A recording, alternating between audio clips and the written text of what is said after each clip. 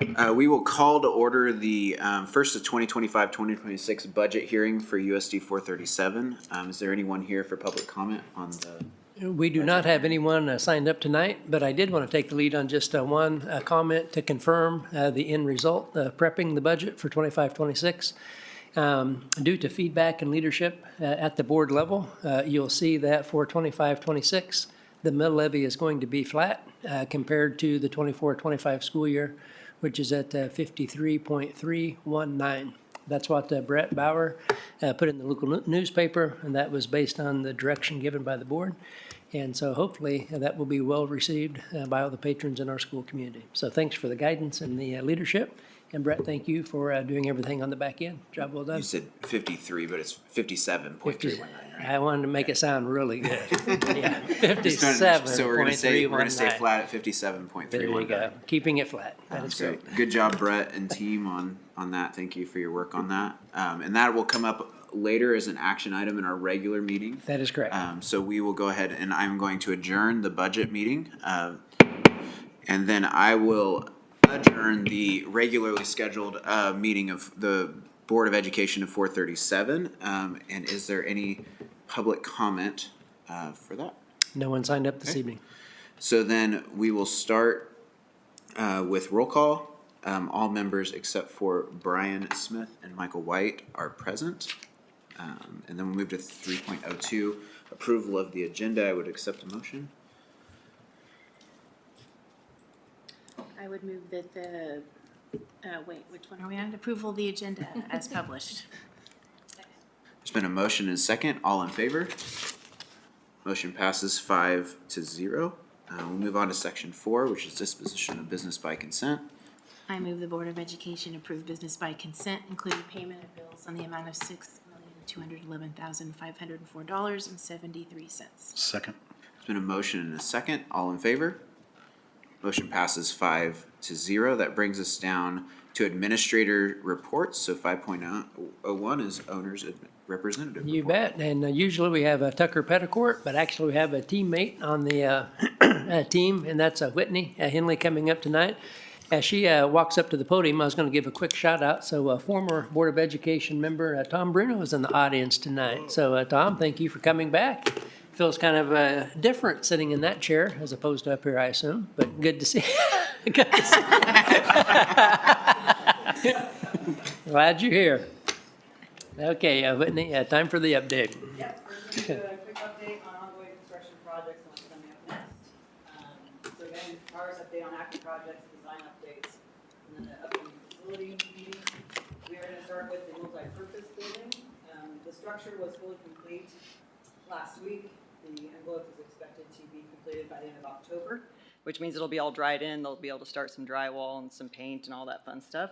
And they are still tracking for the substantial completion of that building to be in February.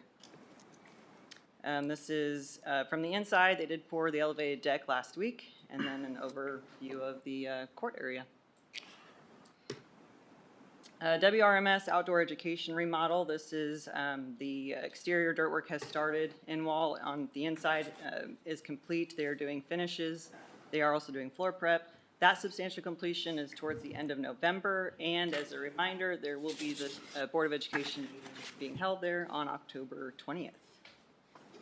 This is ongoing construction. This is ongoing construction. It's showing the fact that the floor is being prepped, the walls are painted, and the ceiling will be next. This is the main outdoor education classroom that will have some operable partition walls to extend it for large group gatherings. And just because this picture hasn't been shown yet, because the last time we did pictures of the construction, this is the new entrance, and it was just so beautiful I wanted to take a picture of it. Over at Jay Schuyler, they are actively working on the pre-K, what we are calling the annex building. They have gotten to the point where they are actively installing the drywall and finishing, which means the in-wall rough-in is complete. Next, they will work on the overhead rough-in and getting to the painting activities and flooring activities. That substantial completion is also targeted for the end of November. And again, haven't been able to show some of the completion pictures from summer work. So these are the two collaboration spaces inside that building. Indian Hills, they completed the last portion right before the holiday weekend, and the school was able to move into the spaces. So we're currently tracking some punch list items and working on those in off hours to get those completed before the contractor leaves site. And they have a open house scheduled for September 26th. On the right, we have the new art room that they just moved into, and then on the left is the new library. This is one of their collaboration spaces that they used temporarily for an art room, and then now it is officially the collaboration space. Over at Farley, it was a very small amount of scope over at that school, mainly focused on collaboration spaces. The main entry is what saw the most change. So this is a new display case where they had the plaque and the picture that got spruced up. The flooring got replaced. There was concrete pillars in the middle that got taken out. And then this is an additional collaboration space that is within the entry as well. We have two other collaboration spaces that were put together, and sadly for me, I couldn't take a picture of them, but it was very positive because the reason I couldn't take a picture of them was because there were after-school programs fully utilizing them with children. So they are being used and they are a great space. So we have 3 projects left to go, and these are in design. Wanamaker's technically on the market for bidding.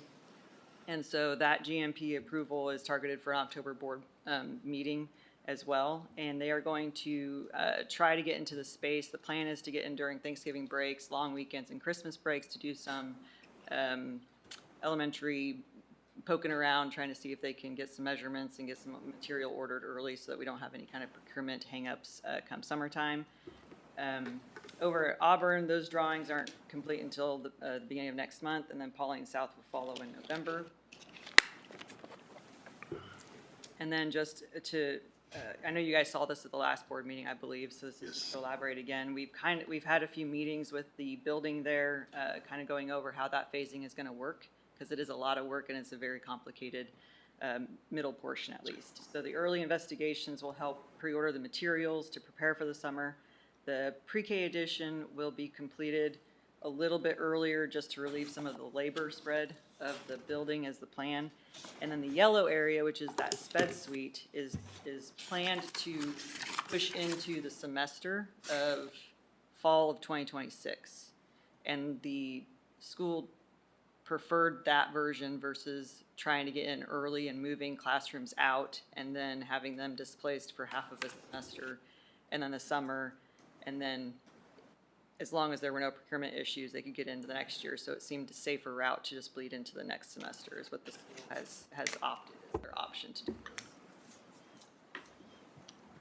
And then our next step is the facility committee on October 6th to review the Wanamaker GMP, review summer results and budgets, and discuss the final 2 projects after that. Is that date workable, Yes, Brad, I on your was- end? yeah. Yeah, he emailed us today. Okay, perfect, great.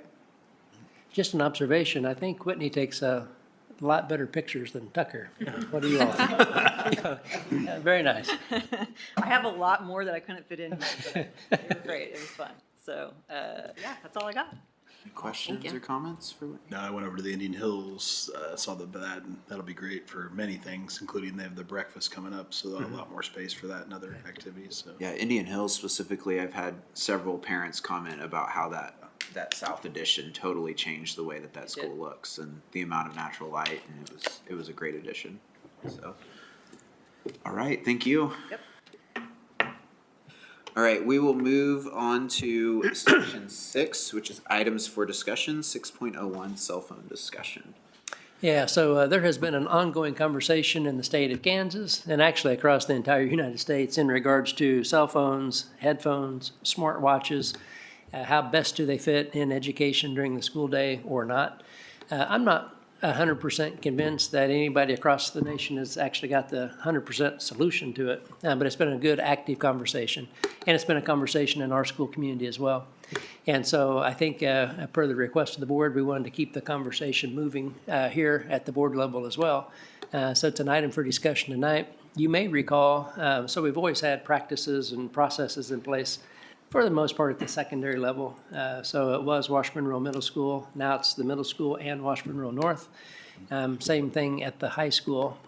I don't believe there has been a need to have as much communication or conversation or guidance at the elementary level. It just hasn't raised to that level. Now that we've moved sixth grade out and the highest level is fifth grade, it might even be less conversation at the elementary level. We'll see what the future brings. So I don't think this conversation is necessarily elementary focused. There was a slight adjustment made to expectations at Washburn Rural Middle School and then the opening of Washburn Rural North this year. And then Mr. Raines and the site council team had a lot of conversation and I believe a survey or two through the course of last year as well. And so that conversation and that feedback is now available also. So just want to kind of set the stage with some of the previous communications that we've had and see what kind of conversation you all would like to have this evening. Yeah, Mr. Raines, if it would be helpful to the board, I would love to just kind of get a snapshot of what site council discussed and then kind of what the results were of that conversation. Sure. And Jackie is a member of our site council, so if I misrepresent anything, jump in. Just to give you some background about how the topics are selected every year prior to our first meeting, and we may be one of the few site councils that I know of that actually has students on our site council. So we've got 2 freshmen, 2 sophomores, 2 juniors, and 2 seniors, and their input's vital in terms of the decision-making processes that ultimately lead to recommendations to the school. So before our first meeting, I generally send information out to the site council and ask them to start thinking about topics that they might want to explore for the coming year. And then at the first meeting, when we come together, the people that have the ideas explain what the idea is, why they think it's important, et cetera. And then we do a dot activity. So we get butcher block paper out, we write down all the ideas on the butcher block paper, and then everybody on site council gets 3 dots. And you can put your 3 dots beside one topic that you're passionate about, or you can split your dots up. But ultimately, that's how we decide what we're going to focus on for the year. And so this happened to be a year where cell phones rose to the top. And so we divided into subcommittees. There were 3 different subcommittees that worked on the topics that we studied this year. Mike Steinert was one of the ones that was on the subcommittee for cell phones. And they did a very informal, unscientific survey of the staff. We have about 155 staff members total, certified staff members.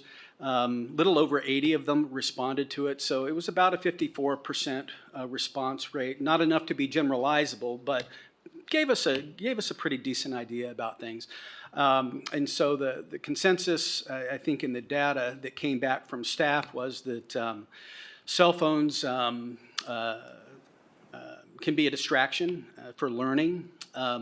Only about, as I recall, 30 staff members that filled the survey out, and don't hold me to these numbers because I'm not looking at them on a piece of paper up here in front of me, but I think it was around 30 staff members were in favor of a bell-to-bell ban, which means from 7:55 in the morning until 3 o'clock in the afternoon. Only 30 of the respondents thought that was a good idea.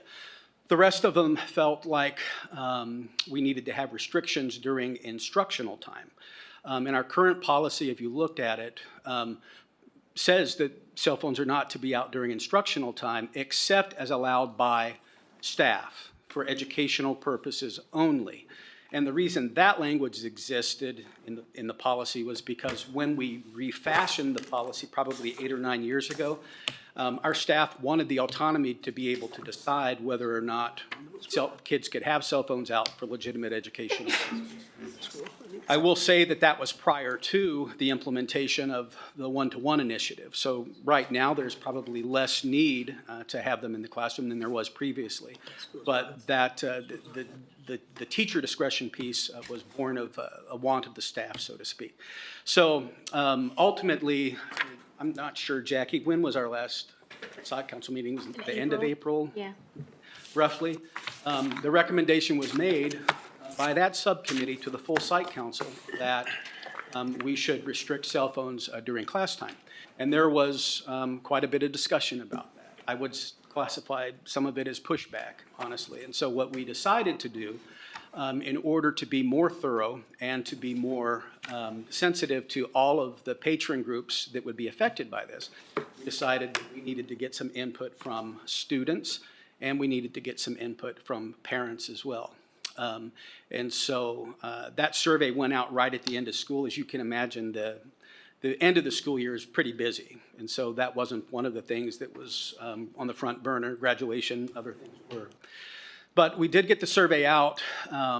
Unfortunately, the survey went out after the deadline for us to submit our yearbook for the coming year had passed. We have to get that approved generally into the printer by mid to late May, and the survey went out in late May. But we do have the data back now. We will be taking it back to site council from parents and students and looking at recommendations that we might bring forward in the future. So does that? Yeah, so when they talk about cell phones not being out during class time, did that mean being kept in lockers during the school day and only checked at their locker, or what did that mean from their perspective? In their backpacks, not accessible in their backpacks, yeah. There didn't seem to be much support for, like yonder bags or yonder, whatever they're called, those kinds of things where kids don't have access to them during the day. And the parent information, the parents were largely in agreement with staff in terms of instructional time. I mean, they thought that about 70% of the parents thought that cell phones were a distraction in the learning environment. Interestingly, about 40% of the parents thought that they were distractions for their kids. So more parents thought it was a distraction for the learning environment than it was for their kid, which is typical. I mean, we see that from time to time. But there wasn't a lot of support in the parent survey that I recall for a bell-to-bell ban either. Mm-hmm. Parents seem to want access to their kids at passing periods, lunch period, advisory, those types of things. One thing for a point of clarity, but Jeff and then Jenny is here, and we also have a middle school teacher in the audience. So I think at the middle school level, it's very common practice for students to go to the lockers during the passing periods. I think at the high school level, it's not very common for kids to go to the locker during passing periods. Is that accurate at the high school? Certainly since COVID it is. We no longer have the senior hallways or the Yeah. hallways that certain classes relegate themselves to. Is that accurate at the middle level? Yeah, yeah. So in the middle school this year, did they made it to where it's not a bell-to-bell ban, but they have to keep their cell phones in their locker and can check them during passing periods, but aren't allowed to have them at lunch? That is the tweak that they have made. Mm-hmm. And so we're about a month into the school district thus far. And the feedback was more favorable than not from at least the principal at Washburn Rural Middle School as well as Washburn Rural North. And so a lot of year yet to go, but there hasn't been a huge growing pain thus far. And Ed, I think, does anybody else have any questions for Ed? I don't want him to have to stand. The site council, who all is that composed of? I know Jackie said is on there and You mean 8 specific students. people that are? Yeah, or just community members or Community staff? members, business leaders. Alex Glashauser, who's a professor of law he went to Yale, but he's at Washburn University School of Law. He's on it, so he was particularly helpful. He was on that cell phone committee and helped us look at some of the legalities associated with bans and what the legal research was on it. Shane Kochi is a parent on it. Val Vandersloos, who's a producer at KTWU. So a lot of parents, community leaders, business folks, staff members as well. Marcy Sandberg, Mike Steinert, myself, Jamie Callahan, Jackie, and then we have some very capable students who are very articulate and thoughtful and provide good feedback as well. How often does that meet? When is your next meeting? Will that data and stuff come up at the next meeting, or will there be more done on the cell phones from the site council standpoint? Yeah, we plan to pick that back up with site council. Typically, our first meeting is in September. Ms. Callahan kind of organizes that and leads it. I haven't seen anything come into my inbox yet, but typically our first meeting is like the end of September. By law, by statute, we're required to have 6 site council meetings throughout the year. So we generally have 3 in the fall and we have 3 in the spring. And the way they're structured is that That first meeting is organizational in nature. The next 4 meetings generally explore the topics that we've identified for the year and hash through those. And then the last meeting results in those subcommittees making formal recommendations for us to consider in terms of policy implementations. The current AI policy that we have for acceptable use came out of Site Council. So it's an important group, and we lean on them pretty heavily. Any other questions for Ed?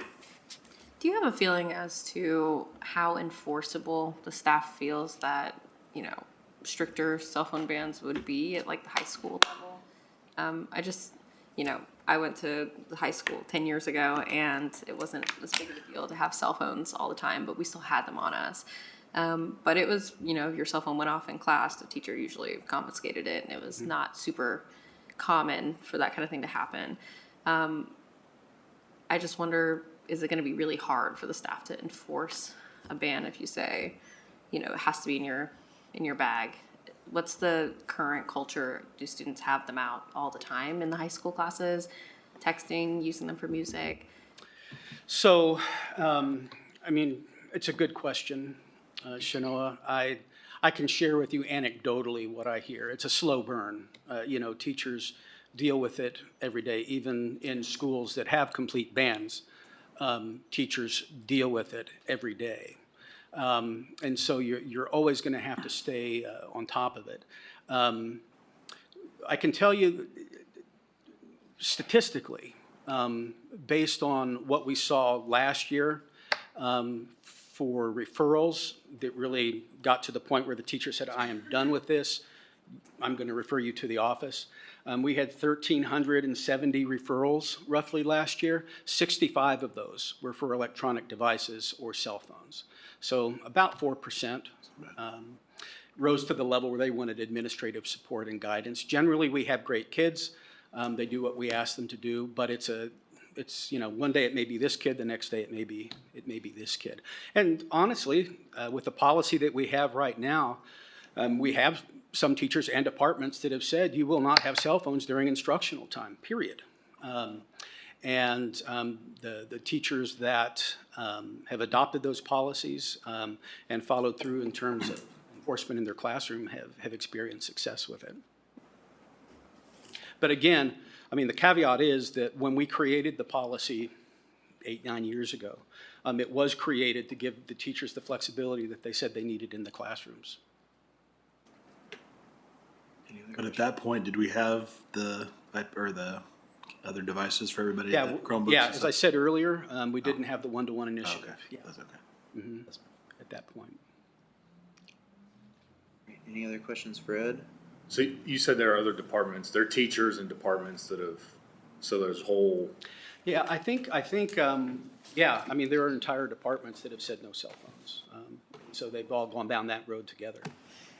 so they decide as a department that in, like, the science wing or wherever it is that we're not gonna have cell phones here. And, you know, according to the policy, if you read the policy, the kids aren't supposed to have them out during class time at all, except with teacher approval. And so what the science department, for example, and I think they're the ones that went down that road, have basically said is, you're not going to give approval.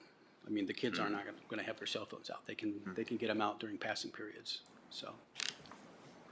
I know you can't, you know, tell us what everyone on the site council was thinking with their 3 dots, but is the reason that the cell phone policy kind of rose to the top of that bucket, is that because of parents being concerned about their kids being distracted individually, or was it from staff members saying this is becoming a, you know, it's permeating every day, it's kind of becoming a large-scale problem? Is it a problem that we need to address at this time, or is it being handled pretty clearly? Well, Jackie, do you want to share your perception? I feel like when we had that, the night we did that, I feel like I was surprised how many students were willing to talk about it. It had been discussed that this blue ribbon report, I don't know if it had come out yet or not, the state, I'm not sure if it had come out. I don't know that it had. We talked a little bit about that it was going to be coming out, but honestly, it felt very student-led to me, the whole process. And then to see the statistics that some of the staff, how they felt about it was interesting as well when they presented that at the end of the school year. So that's how I perceived it. Yeah, we have some very motivated kids Yeah. by design on site council. And that group specifically, I will feel like there were some seniors that were also very interested, but that weren't just seniors. It was all age groups. Yeah, they were also some of the one of the groups during that last meeting that had the most questions or pushback about a ban as well, to the irritation of some of the staff members on the committee. But you'd expect that, honestly. Yeah. Yeah, I read the surveys. I thought there was a good portion of the parents that had very, very thoughtful researched responses on there. Some of them even cited sources and things of that nature. And it felt that, the parents were maybe 50-50, right around there, in favor of having stricter cell phone policies. And then many of them were concerned about school safety. Also were concerned about getting a hold of their kids, and also the thought that cell phones have permeated all aspects of our society. No one's going to take your phone away at work, and so you kind of need to learn how to manage that device on your own. But then I felt the students were very largely against. Which is to be expected. Yes. Naturally. Yeah. It was interesting reading, wasn't it, Shanoa? Yes. I will say that some of the students were, at least at site council, not the surveys, but the students in site council were probably more willing to be stricter than their own parents were in those casual conversations. That they had talked about it, some of them with their parents, and the students, at least in that group, were, and some of their groups that they had polled informally, were very willing for restrictions. There was some parents that were not as willing in that case. Yeah, you just, to play like the other side of it, if the students don't want their cell phones, they don't have to have them, right? They can just put them in their locker themselves versus having some sort of ban. If they're in favor of it personally, they don't have to bring their cell phones to class. But I just kind of wonder, with the way that this reads and the way that the policy is currently, and if departments and teachers and staff are able to make those decisions to say, you guys can't have them, I wonder, are we like inventing a problem, or is it something that needs to be addressed? So that's just kind of my thought. Any other questions? Are there any other data points or information that you would like to have at your disposal moving forward? Just like generally, I guess to me, it's about kids and education. So I'm interested in, I don't know if it's out there, if it exists. I mean, I searched and found various things, but like, is there data from schools or districts or states that have done this, looking at test scores and that kind of stuff? Like, is there educational benefit that's being seen or not being seen, or, that kind of context? I mean, it's one thing to say kids want it or don't want it. Like, that's fine, and that's a good conversation. But I think at the end of the day, we have to look out for, the education of the kids. It's a very good question, and some of the research was shared when the subcommittee rolled out their recommendation. I mean, honestly, I think it's fair to characterize the research that's out there currently as a mixed bag. There are research studies that will tell you there are no academic gains, there are no social emotional gains to cell phone bans. There are other research studies that are out there that point to at-risk students and females as having improved mental health outcomes, but other studies that contradict those findings. The majority of the studies have been done in England. They've been done in Sweden. One came out this summer out of Australia as well. But there isn't anything out there empirically that shows this is going to result in improved student outcomes, improved student mental health. If there were, we would have been all over it a long time ago.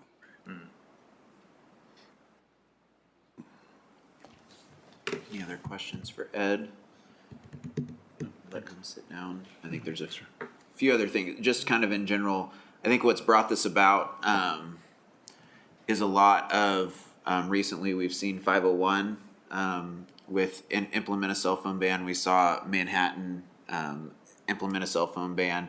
We saw the Kansas Department of Education come out with their Blue Ribbon Task Force on student screen time, which is where it seems like the basis for at least Manhattan's, when I read their board discussion on it, came strictly from that, which was in favor at the time of a bell-to-bell cell phone ban.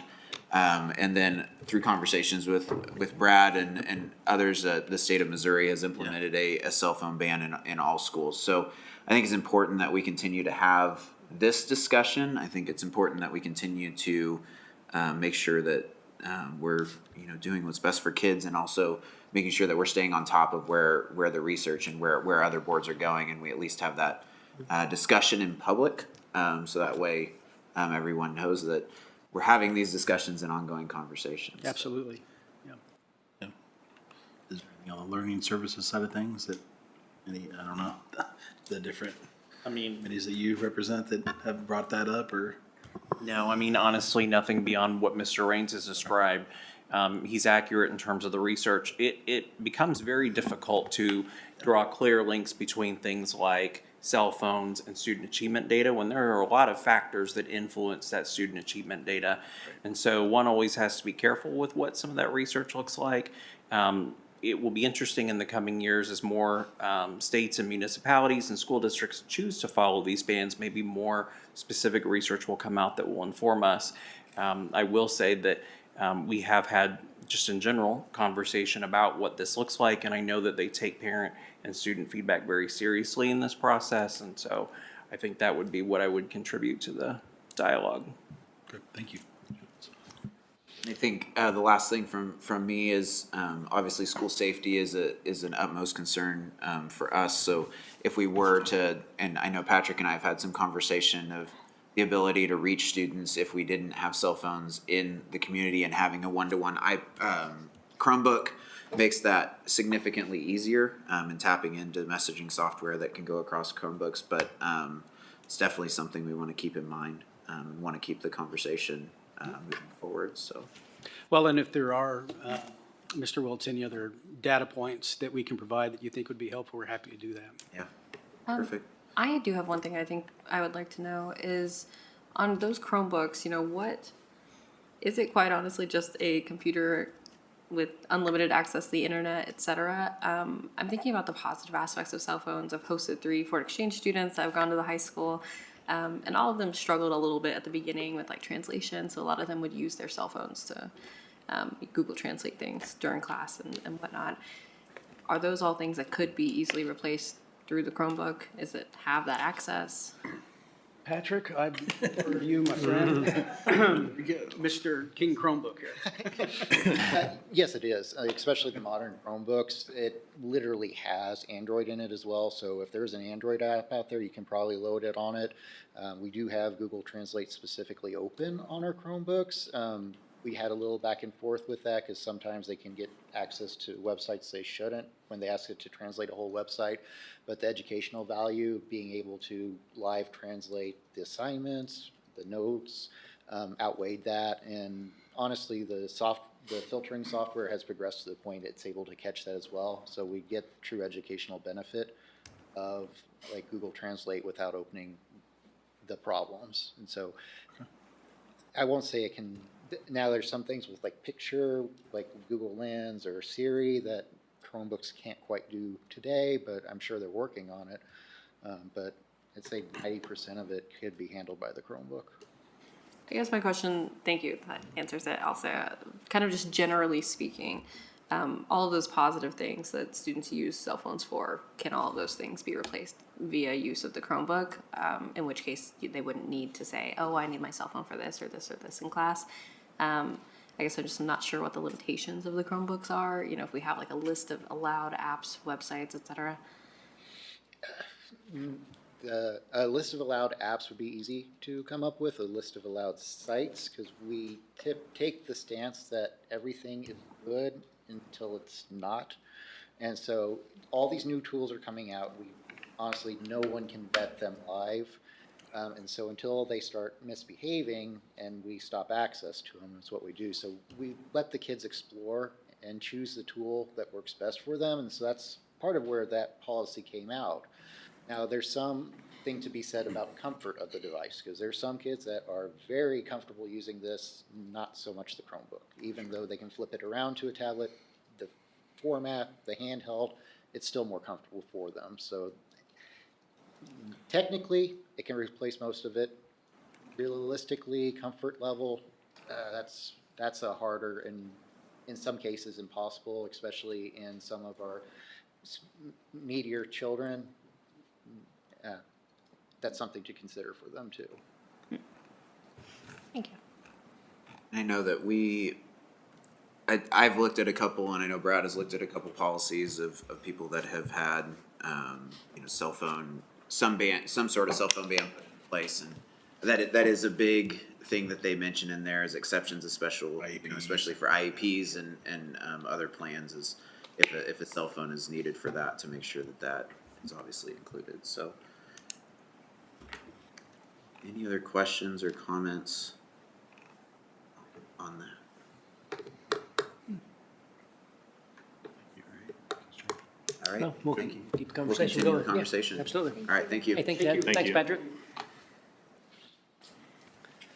So we will move on to action items. 7.01, English Language Arts Novel Request Final Read.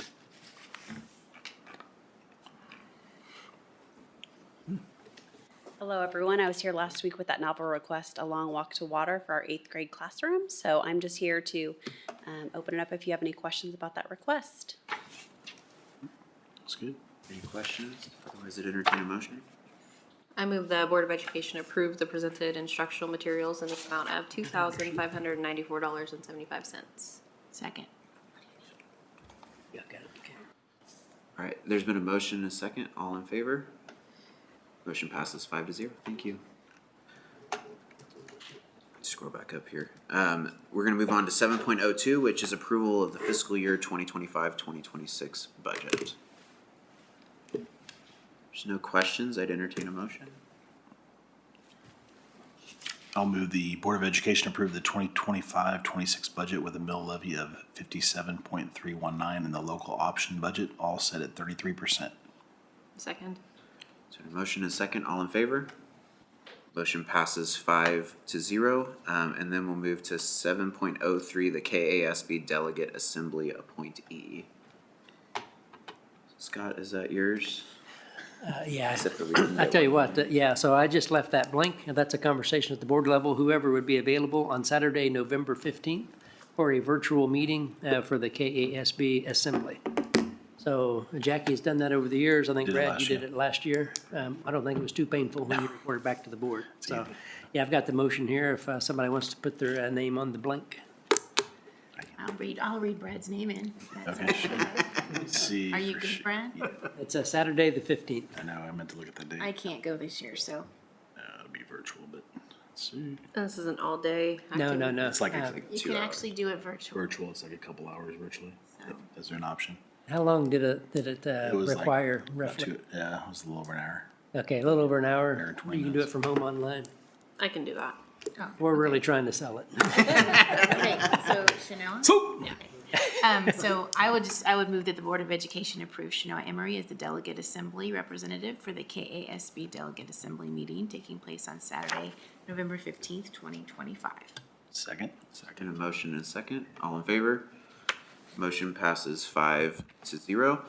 We'll move on to section 8, communications. Doesn't look like there's any today. And then the chair will move that we go into executive session at 7:10 to discuss personnel matters pursuant to the exception of non-elected personnel under coma, to discuss the budget pursuant to the exception of employer-employee negotiations under coma, and to discuss students pursuant to the exception relating to actions adversely or favorably accepting a student under coma for 25 minutes. The open meeting will resume in the boardroom at 7:35. Second. Second. All right, all those in favor? Motion passes 5-0. We're in executive session.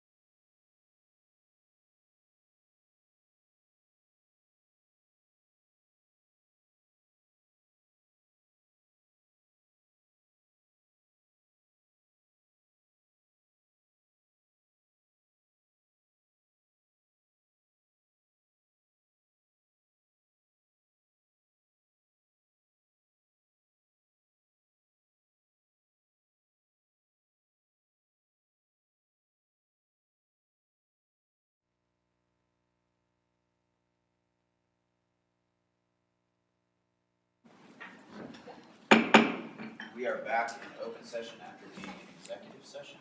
Entertain a motion. Okay. I'd move the Board of Education approve the change of status for the teacher discussed in executive session from probationary to non-probationary status for the 2025-2026 school year. Second. There's been a motion and a second. All in favor? Motion passes 5-0. I move that the Board of Education modify the administrator's contract as discussed in executive session. Second. There's been a motion and a second. All in favor? Motion passes 5-0. Motion to adjourn? Second? There's been a motion and a second. All those in favor? Motion passes 5-0. We are adjourned.